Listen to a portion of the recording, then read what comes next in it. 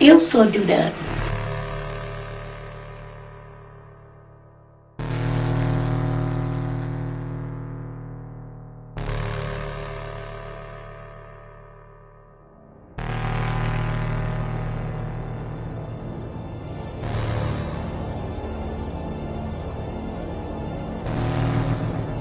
Eu gostaria de dizer o que representa a grande fraternidade branca no planeta Terra. Somos uma fraternidade incorporada por todos os mestres de todos os 7 raios que controlam, ajudam e orientam o ser humano nesse transe tão difícil que o planeta está atravessando. Não contamos com casas, nem templos, nem associações pagas.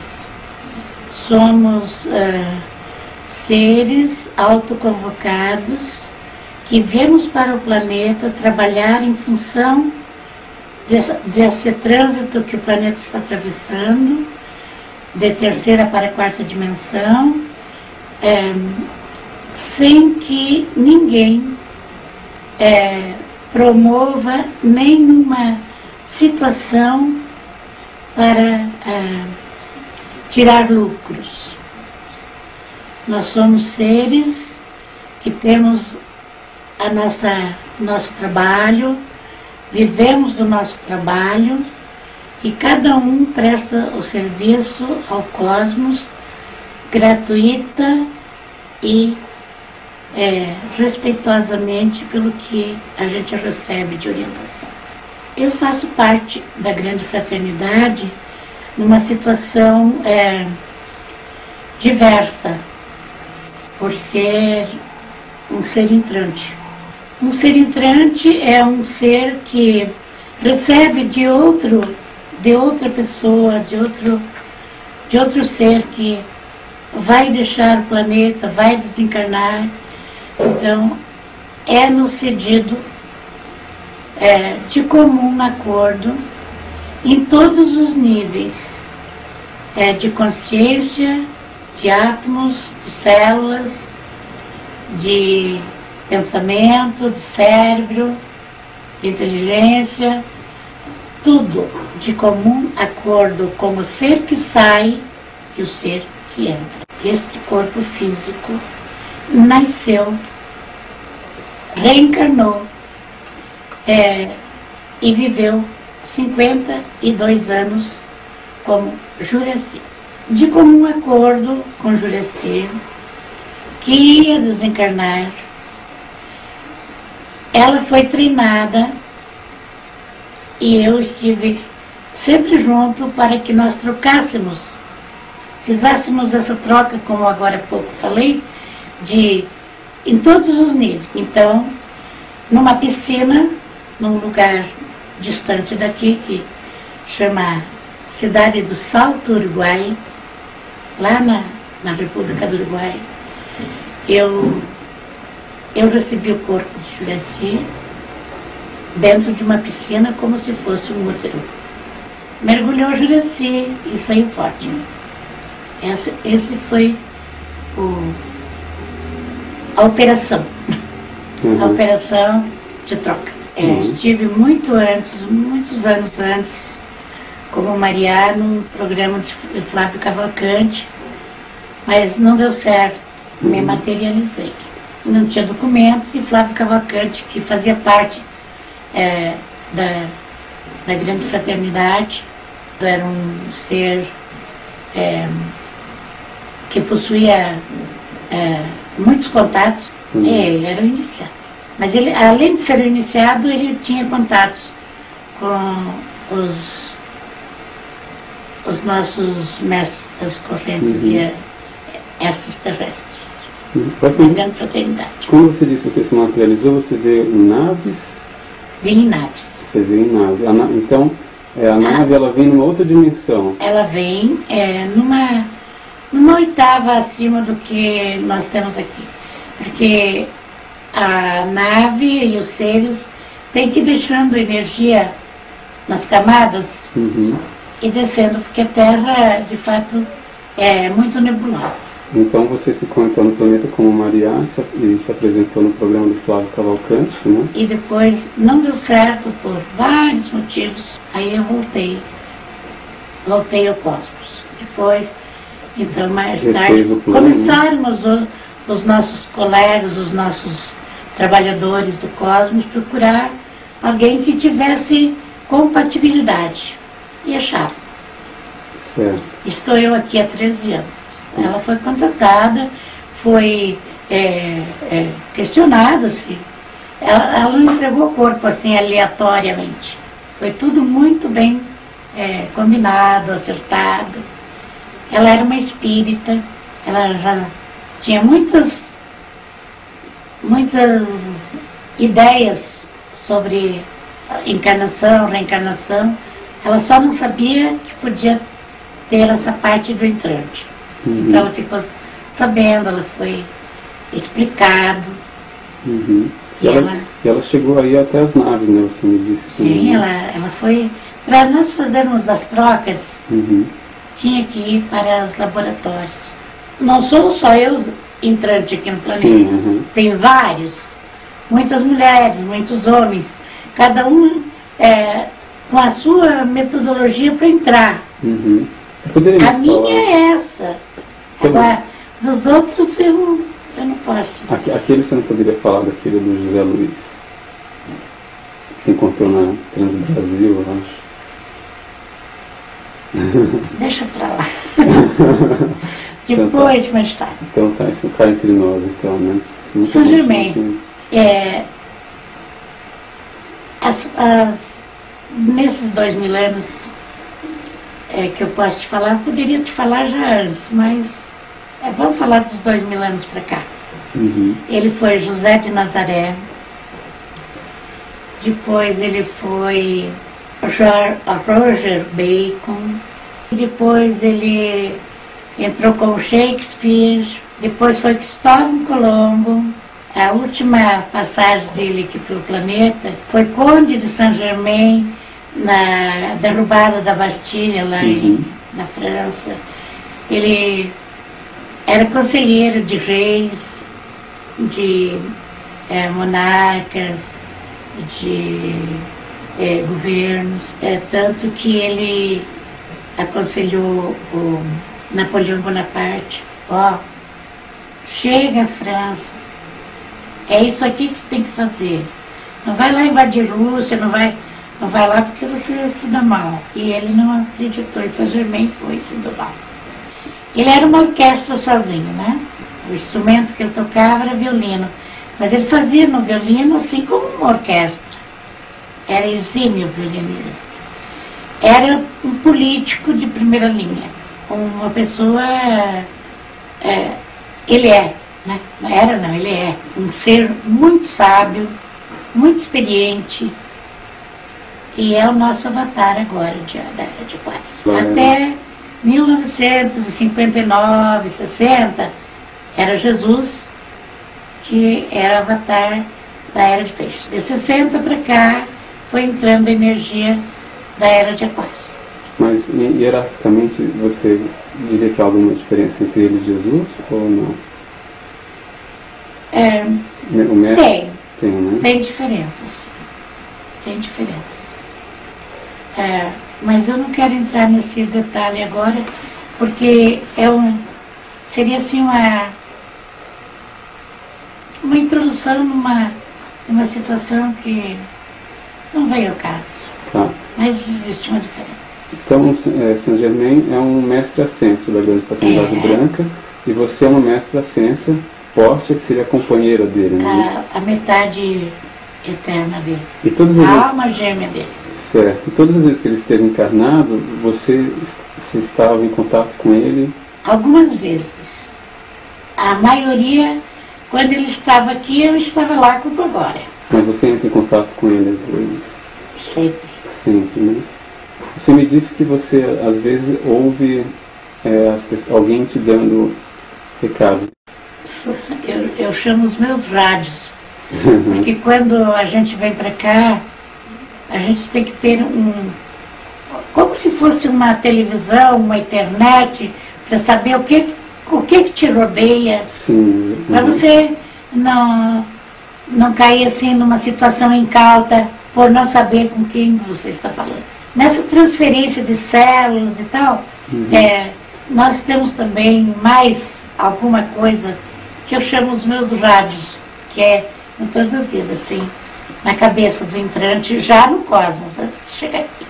Então quando você fala comigo, com o Rodrigo, por exemplo, com o Domício, você chega a ouvir alguém falar esse assim, assado, alguma coisa assim? Nem sempre, Nem mas sempre, chega. né? Quando é interessante, se saiba alguma coisa a respeito. Quando a pessoa está preparada e que ela não está curiosa. Não é simples curiosidade. Você, por exemplo, é bastante curioso. Você acha que isso é muito curioso? Mas aí, como escritor também. É normal do ser humano, né? Mas como escritor também tem um grande interesse nessas histórias. Bom, agora dizendo assim, Asta Sharon. Nosso comandante. Então. Asta Sharon é nada menos do que o Arcanjo Miguel. Né? Ele é o homem do poder sobre a Terra. Ele é o homem dos exércitos. Ele é o comandante em chefe das forças que seguram o nosso planeta para que ele não seja bombardeado por outros seres ou por intrusos. Porque você disse que desde alguma parte dos anos 80 que se colocou um cinturão de fótons, que você disse, né? Se colocou um cinturão de fótons, ou seja, uma patrulha, né? Uma patrulha. Que impede a entrada... Diuturnamente. Impede a entrada de seres não amistosos. Não amistosos. Para que a humanidade da Terra não seja perturbada, porque ela já foi muito perturbada. Então, grande parte daqueles relatos de abduções em que as pessoas sofriam eram verdadeiras, mas... Eram verdadeiras e geralmente vinham... Quem comanda aquelas abduções não é realmente um ser ruim.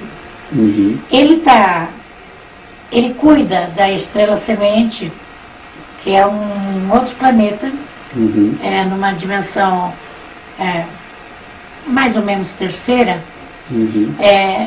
cujos seres não têm emoção. Eles não têm emocional. Eles são seres assim, apáticos, parados, sem sentimentos, sem emoções. Então, ele trata de, através da esperma do homem aqui da Terra, todo emocional, fecundar seres que melhorem o planeta dele. Na verdade, ele não é um ser que vem para fazer maldade. Ele vem para colher alguma coisa que ele está precisando para o planeta dele. Se ele não for num planeta como a Terra, que agora está difícil de ele entrar, mas ele deve estar entrando em outros planetas, buscando emoção, buscando sentimento, a estrela semente morreria por si. Porque a emoção gera o amor, gera as uniões, gera uma porção de coisa linda, energia positiva, energia de amor. E uma pessoa que está apática, ela não gera nada. Ela está ali por estar. Então ela tem uma vida, digamos aqui no nosso linguajar, uma vida vegetativa. E não é isso que o ministro da Estrela Semente quer. Ele quer movimento, progresso e tudo mais. Esse ministro tem uma coisa a ver com o Carran? É ele. É o Carran. É o próprio. Mas eles são uma raça diferente, por exemplo, daqueles greys que eles falam, né? São diferentes. Mas eles têm as mesmas intenções. São diferentes, são bonitos. Os greys já é outra dimensão. Certo. É outra. A intenção deles quando eles vinham aqui era uma outra coisa. É assim, uma energia mais pesada. Tá. E tem a ver com aquela história que você me disse uma vez, que eles fizeram pactos com o governo americano? Foram eles ou não? Foram não só os gregos, outros níveis. A América do Norte, na verdade, foi criada por Saint-Germain, mas aí não foi a vida, a situação, a política, a maneira de ser do povo norte-americano, não foi aquele desejado. E eles perderam muito em espiritualidade. Aí foi feita a NASA, né? Foi criada a NASA. Deram para eles todo o ensinamento para que eles pudessem sair da órbita da Terra.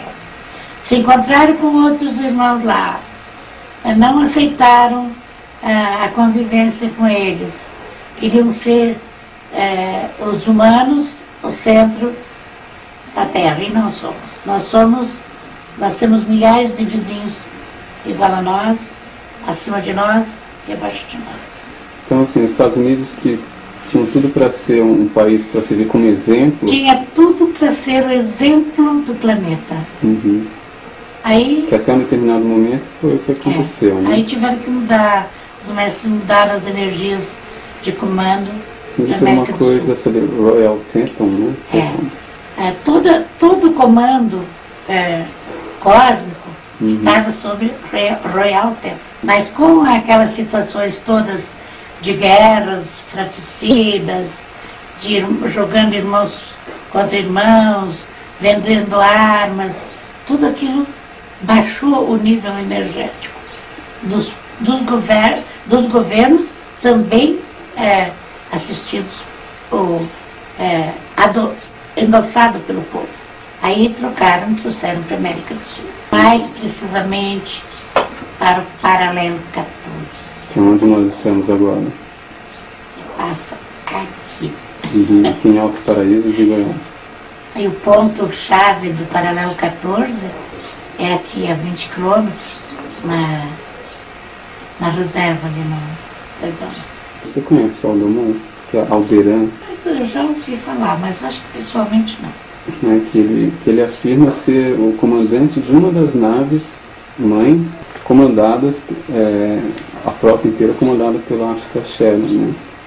E que ele também estaria, não sei se como entrante ou como encarnado, e ultimamente dá muitas palestras também. Ele fala que ele é do comando de Astro Sherman. Eu não posso falar nada para você porque eu não conheço essa pessoa. Mas se eu tiver a oportunidade de conhecer, naturalmente, grosseiramente eu vou te mostrar, Astro Sherman. Isso aqui é feito por artista. Tá muito brilho? Não, tá bom. Esse é o nosso comandante. Ele seria o Arcanjo Miguel mesmo. Arcanjo Miguel. Viu, Yuri, eu não ponho nenhuma dúvida quanto a esse moço, essa pessoa, porque nós somos muitos no planeta, sabe? E a nossa história aqui não é um procura outro, mas nós, quando nós nos encontramos, encontramos porque alguém quer que a gente se encontre. Ó, Trigueirinho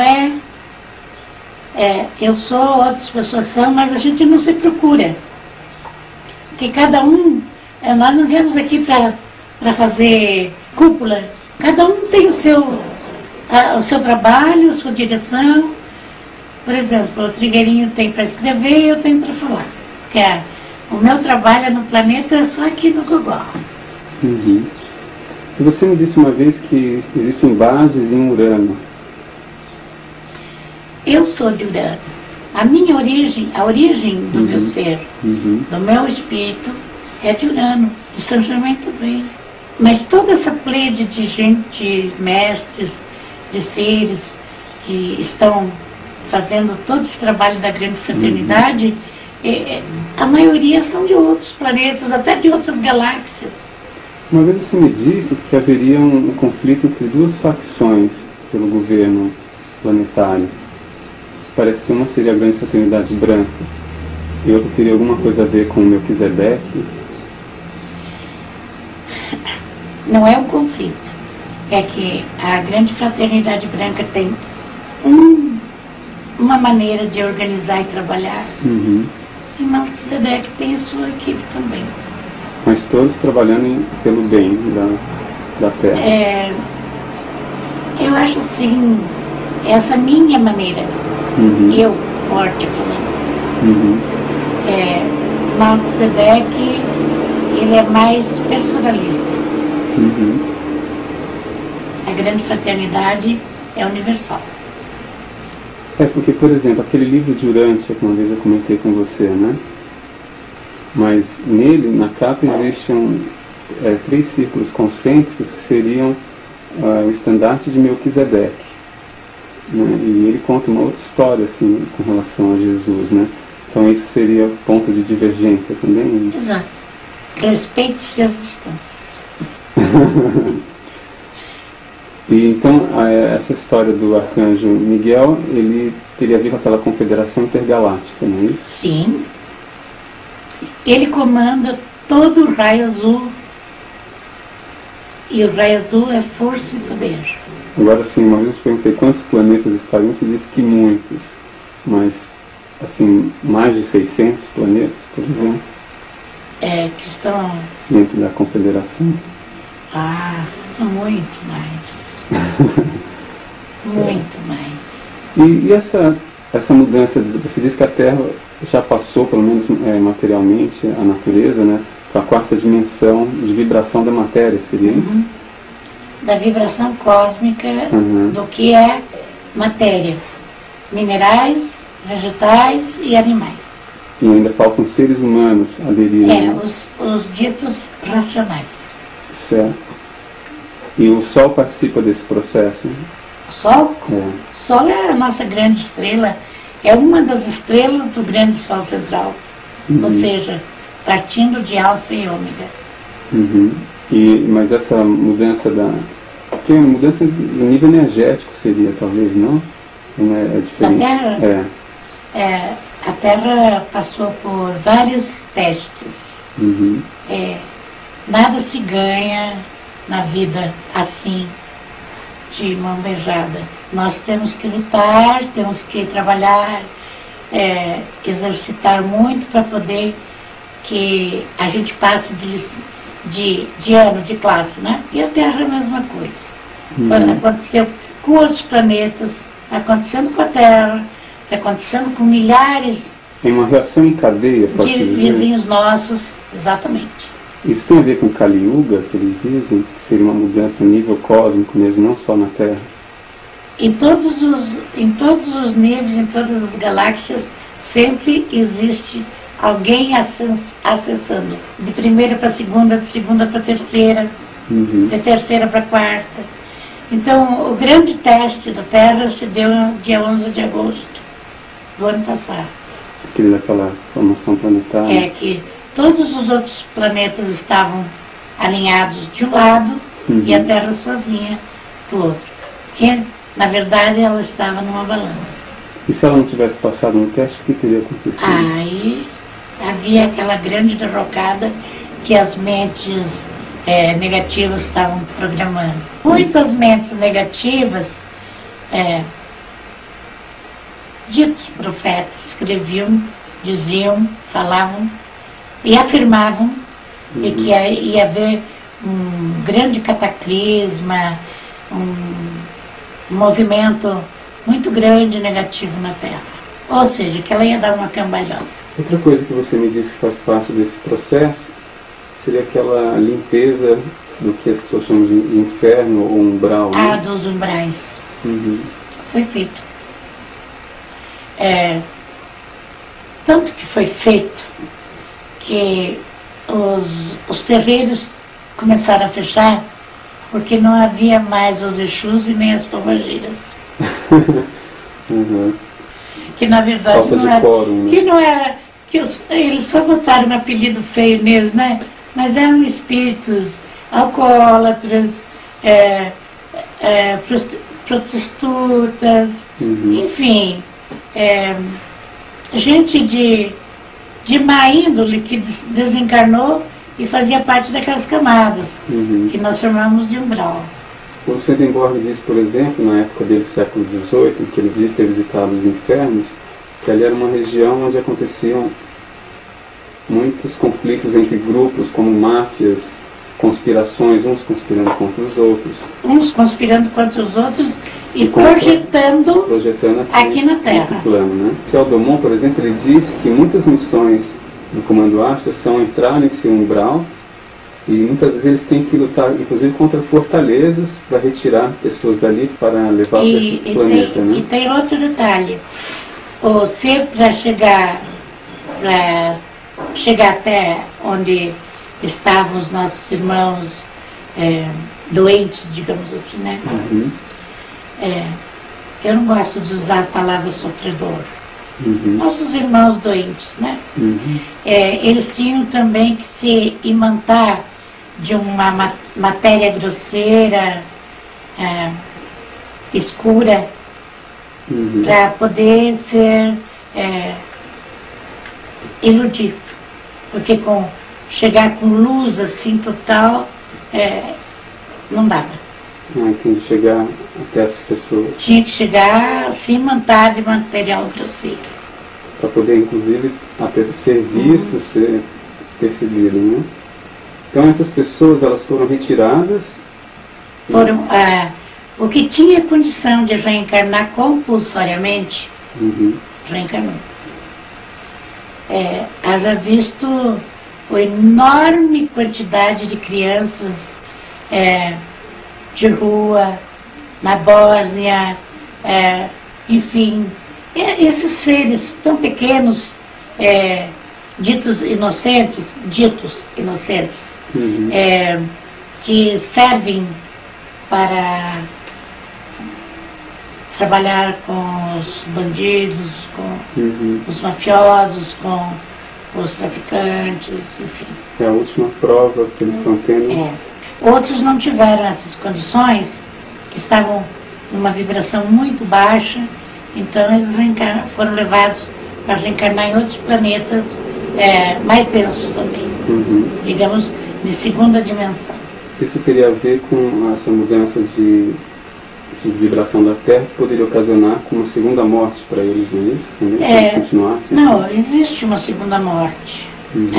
Mas na verdade, quando foram limpos os umbrais, era para que a Terra ficasse mais leve. Ela estava muito pesada. A energia negativa pesava muito, muito, muito para que ela pudesse ficar numa balança lá e passar no teste. A gente poderia falar então desses outros níveis dimensionais da Terra, comparando a Terra com uma cebola com várias camadas, seria assim, né? Exatamente. Como um átomo, inclusive. E como o centro da cebola também, que é o centro da Terra, que são os mundos intraterrenos. E que tipo de seres vivem nesses mundos? De várias dimensões. Várias dimensões? Muitos seres que vivem em mundos intraterrenos são dimensionalmente maior do que nós. É mesmo? Porque o centro de comando da Terra agora, que é comandado pela energia aí, é um centro intraterreno, só de seres elevados. Certo. E esses lugares onde as pessoas, como por exemplo os espíritas falam nosso lar, já seriam um nível mais... isso é no astral. Isso é no astral. Até agora nós falamos em sentido cósmico. Astral é aqui, bem pertinho. Tá. Tá? Então, nosso lar é no astral, nosso lar... Mas tudo faz parte dentro dessa analogia com uma cebola, pode ser feito também? Exatamente. Só que estaria acima, mais exterior. Seria assim, uma antessala para os desencarnantes que têm condições de passar para a quarta dimensão. Agora, existem duas mortes. Uma, a pessoa desencarna do corpo físico. A primeira, para o coração, não respira mais, morte cerebral. E a segunda é saída do planeta. Ninguém mais desencarna e fica por aí fazendo visagem para ninguém, nem sendo fantasma para ninguém. Isso não acontece desde quando? Faz desde 1900, começou esse trabalho em 1988. Em 88. De lá para cá, almas penadas foram desaparecendo, os centros que usavam essas almas penadas para mandar para fazer safadeza para os outros, tiveram que fechar porque eles não tinham mais os empregadinhos. Então eles começaram a ser obsediados. Começaram os próprios vivos obsediando vivos. Tá. Aí eles caíram na real e tiveram também um comando, um chamado para que fechasse as portas. Por exemplo, quando aquele médium Gasparetto diz que faz uma projeção astral, e como a própria Bianca, e que eles viajam até cidades que existem em outras regiões de pessoas que desencarnaram, mas que não estão num estado infernal, assim, essas regiões seriam onde? Elas existem. Mas aqui em torno da Terra mesmo? Elas existem em planos mais acima do astral, entre o astral e o cosmos. São planos, digamos, angélicos. Quando você fala astral e cosmos, é uma diferença de vibração? Sim, também? O astral é aqui, tá, junto com a Terra. E o cosmos é universal. E lá as pessoas têm a mesma forma que a gente tem aqui, mas tudo muito mais... As formas são até mais bonitas. Sim. Nessa parte aí que o Gasparetto, que a Bianca, são milhões de pessoas que fazem isso, Yuri. Milhões de pessoas fazem. Sabe? Fazem, ficam quietos, não falam. Outras falam. O Gasparetto, ele tinha um grande centro espírita e também foi convidado a fechar. Todos foram convidados. Mas por que isso? Por um simples fato. Existe todo um planejamento para que, cósmico, para que os seres humanos acessem, acordem e tudo mais. Só que foi dado aos centros espíritas, enfim, agruparam. Digamos assim, solta as almas gêmeas, deixa elas se acharem. Solta as almas afins, deixa elas se acharem. Solta os líderes, deixa que eles façam os grupos deles. E então cada grupo, cada grupinho de pessoas, ou cada grande grupo, existia 1, 2, 3, 10 líderes, e esses líderes, o ego deles, em vez deles se iluminarem para o eu superior, para iluminar os seus adeptos, eles se fechavam no ego. Eles eram os sábios. É como você falou do Sai Baba uma vez? Faz o que eu digo, não faz o que eu faço. Tá? Então, algemaram, acorrentaram grandes massas nas igrejas,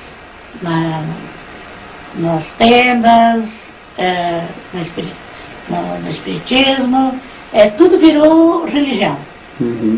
E os líderes nem acessaram eles próprios e nem acessou o grupo que eles comandavam. O que o Cosmos fez? Fez uma avaliação. Isso foi em 1994. Fez uma grande avaliação. Então, em vez de ter progresso espiritual na Terra, estava tendo egos e mais egos. Né? O líder dizia, você tem que fazer isso, você vai pagar tanto, e todo mundo batia a cabeça e dizia amém.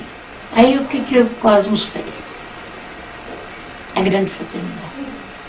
Vamos pegar todas essas consciências, botar num grande ventilador e espalhar. Como se fosse um balaião de penas que você botasse no vento assim e ligasse no ventilador. Descolou todo mundo. Aí ficaram perdidos. Ninguém mais conseguia fazer grupo, ninguém mais podia, não dava mais certo nada. Aí é que nós entramos. Mas não dá mesmo. Porque agora é cada um por si. Porque sabe o que acontecia? O líder se emproava todo, ou a líder, mulher, homem, e se endeusava, se idolatrava. E daí ficava todos os outros pendurados no braço deles e ninguém fazia nada por si. Todo mundo queria que o líder levasse ele para o céu ou para o inferno. Então, começou a grande acordada da consciência cósmica. Começou Trigueirinho, eu, outros milhares de pessoas dizendo cada um por si agora. Gente, vocês não vão atrás do pastor, nem do padre, nem do líder, nem de ninguém. Agora é você se valorizando. Você, homem. Você com o seu potencial. Você com a sua sabedoria. Você com a sua caminhada. Sem bengalas. Ah, mas eu não posso andar. Anda assim. Dá o primeiro passo que vai embora. E as pessoas fizeram. E começou, sabe? A grande ascensão. Mas ascensionou gente que você nem imagina. Quando as pessoas começaram a caminhar sozinhas, de 1995 para cá. Então, queridos, eles caíram do galho. E tinham que cair.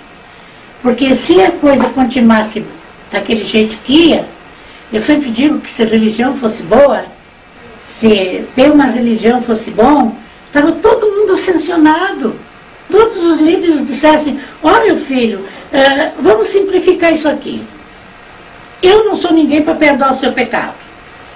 Cada um tem que fazer a sua caminhada. Olha. Eu estou cansada de falar com pastores, Jesus salva, porque Jesus morreu. Jesus não salva não. Ele foi exemplo lá, há 2000 anos. Mas agora é cada um por si. Não vão querer fazer um monte de besteira aí e esperar que Jesus salve vocês, porque ele não vai salvar mesmo. Nem Jesus vai salvar, nem o padre tem poderes para perdoar ninguém. Quem é o padre para perdoar alguém? Se você não se conscientiza do seu verdadeiro eu. Nós somos crianças cósmicas. Nós estamos sujeitos a ter muitos equívocos. Agora, se uma criança cai, quebra alguma coisa, você vai condená-lo ou matá-lo porque ele caiu e quebrou alguma coisa? Você vai dizer, não, outra vez você cuide mais, olha, não faça mais isso aqui não vai ser bom para você. Então a pessoa não torna no mesmo erro. Mas aí um poder de consciência. Cada um sabendo que é responsável por si. Que seu pai não é responsável por você, que você não é responsável por seu irmão. Cada um tem a sua caminhada, cada um tem, é dono do seu ser. É dono da sua centelha divina. Ela brilha tanto quanto mais você dá uma escovada nela. Olha, eu falo das igrejas na sua totalidade. Elas vão indo para um lado de uma derrocada. E tudo aquilo que é mentiroso, que é falso, que é ilusório, um dia cai.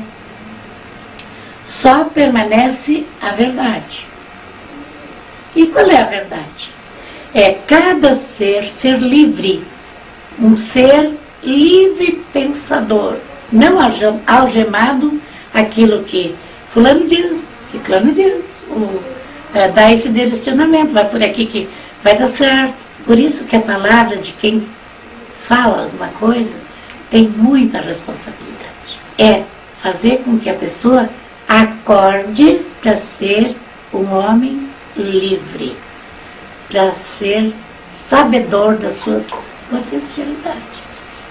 E não ter que andar se agarrando nem nada, andar caminhando de cabeça erguida, sozinho. Quando é muito alfinetado, né? Aí diz, saia pela porta da frente com a sua cabeça erguida. Sempre que o poder econômico está atrás de uma instituição, cuida. Cuida. Porque para você ser livre, você não paga nada. Deus não te cobra de nada. Os mestres não te cobram de nada. Os mestres só dizem, seja você, valorize-se para ser pela vida valorizada. Entende? Quando você vê que tem alguma coisa com poderes econômicos atrás, cuida. Os maiores bancos do mundo são da Mitra, da igreja, sabe? Os maiores bancos do mundo. As maiores riquezas de igrejas estão aí, ó. Não está vendo igreja vendendo voto, fazendo transação eleitoral? Porque cai o dinheiro para o pastor e para os bispos. É esse o problema, meu Deus. É esse o problema. Para você ser um homem livre, você não precisa pagar nada. Absolutamente nada. Eu tenho valor, eu sei das coisas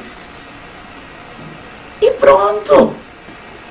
Não tem mãe, não tem pai, não tem ninguém que faça você mudar o seu rumo de vida, de ascensão, quando você está consciente. O que tem valor é o líder chegar, abrir e falar a verdade. Só que ali é uma cadeia. O pastorzinho menor, depois maior, o padre, o outro, o bispo e o cardeal, todos eles têm a cartilha. E essa cartilha não te valoriza como ser. Muito pelo contrário, ela te algema. Porque para você fazer parte de uma egrégora dessa, você tem que obedecer dogmas, preceitos, leis feitas pelos homens. E o homem livre, ele não precisa nada disso. Ele já tem a lei de Deus. Ama a ti próprio e aos teus semelhantes. Ou seja, aquele primeiro mandamento, amarás o teu Deus sobre todas as coisas e ao teu próximo, como a ti mesmo. Aí não precisa de justiça, não precisa de cadeia, não precisa de nada. Porque você é um homem íntegro. E você sendo um homem íntegro, você não vai para o lado de cá e nem para o lado de lá. Essa é a ordem e liberdade do terceiro milênio. Essa é a vida de paz. Esses são os 10.000 anos de ouro do comando de Saint-Germain, que está começando agora. E todas as pessoas, será que estão preparadas para... Vão estar, vão estar. Todas elas já ouviram alguma coisa. Agora, entre ouvir e ser tocado, é uma diferença muito grande. Né? Então, eu não posso falar numa linguagem que eu estou falando aqui para vocês, para uma criatura que nem os meus empregados que são evangélicos. Eu falo para eles, mas eu falo diferente. Olha, vocês se cuidem, eu não vou dar um dinheirinho a mais para vocês jogarem lá para fazer, para o pastor comprar um carro e sair no final de semana, todo beleza com a família deles, e vocês tudo em casa, porque deram o dízimo lá para o pastor. Eu falo assim, porque eu acho assim, se o padre, o bispo, seja lá quem for, tinha que ter um emprego como nós temos, não é? Sobreviver com o seu trabalho, e nas horas que ele dedica, aí é uma dedicação, então não vai cobrar. Você vivendo a sua vida fio a prumo, já é um estado de oração. Você já vive num estádio de oração. Busca aqui dentro, Yuri, não lá fora. Porque a morte é apenas uma passagem, você tira a roupa velha e bota a roupa nova. Mas a tua integridade fica, as tuas lembranças ficam, a tua sabedoria fica, entende? Então, vive de maneira tal, como disse Confúcio, né? Quando você nasceu, só você chorou. Todos sorriram. Viva de maneira tal que quando daqui te fores, todos chorem, só você sorria. Não se preocupe com o depois, se preocupe com o aqui e o agora. A era de Aquários não se preocupa com o passado, porque o que já foi já era. Não faz projeções para o futuro, ele vive o aqui e o agora. Porque se você não entrar dentro dessa harmonia, não adianta você fazer projeção para o futuro. Sem pensar, o que será depois? O que será depois será. Não sofra antecipadamente. Viva antecipadamente. Viva o ontem, hoje e o amanhã de forma harmônica, equilibrada, feliz. Mesmo que as coisas materiais não estejam sendo aquelas que você queria, mas você sobrepõe. Você sai fora, você levanta. Naquela música que diz assim, levanta, sacode a poeira e dá volta por cima.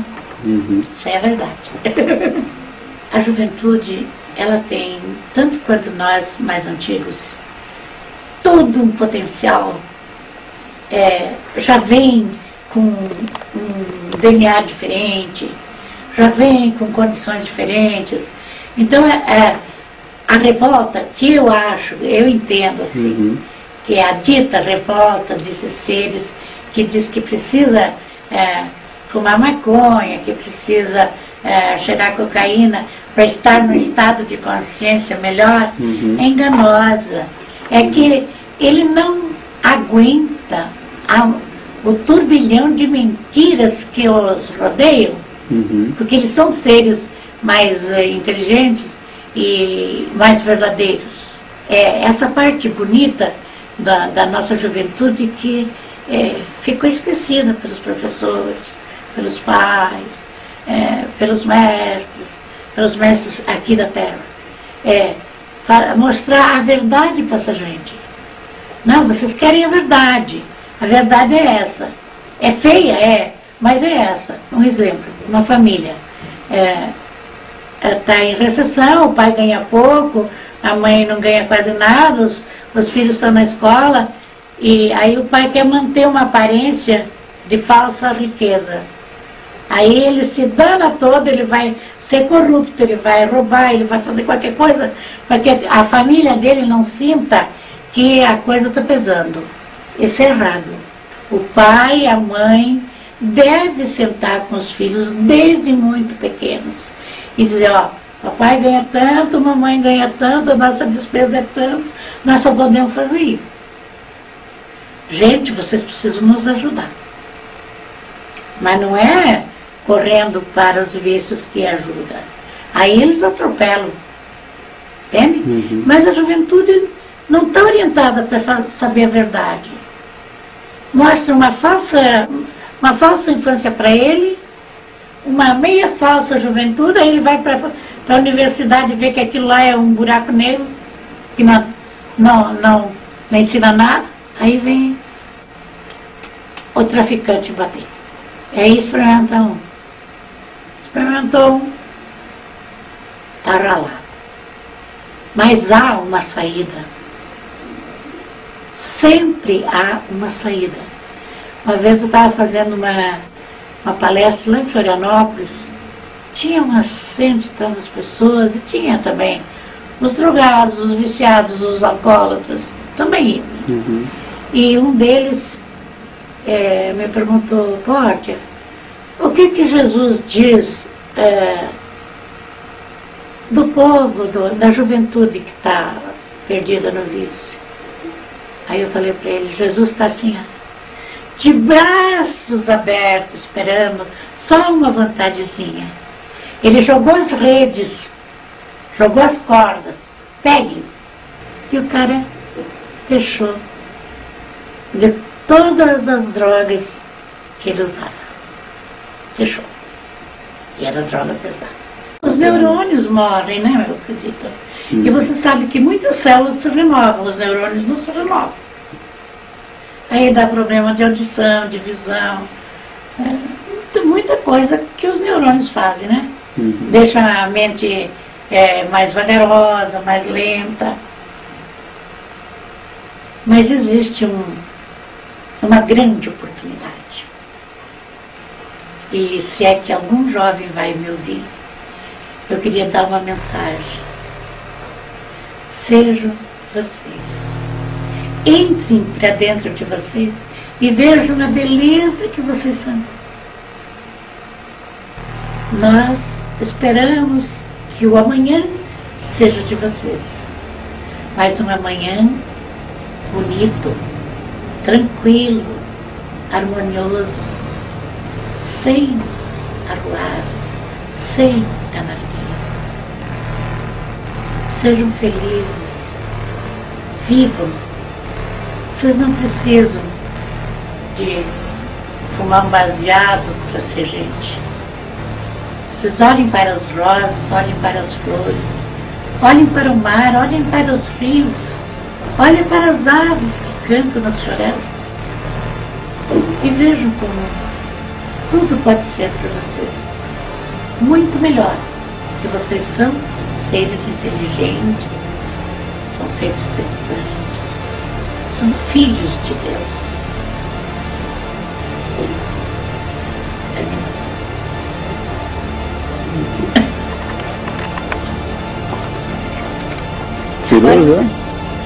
Agora vocês querem água, né? Agora? Eu acho que sim, né? Eu vou ver se acho um refrigerante para vocês. E agora os assuntos secretos você não fala, né, pô? Como é que eu vou falar assuntos secretos se você passar? Depois é secreto, né? Você falou pra mim. Acho que era secreto.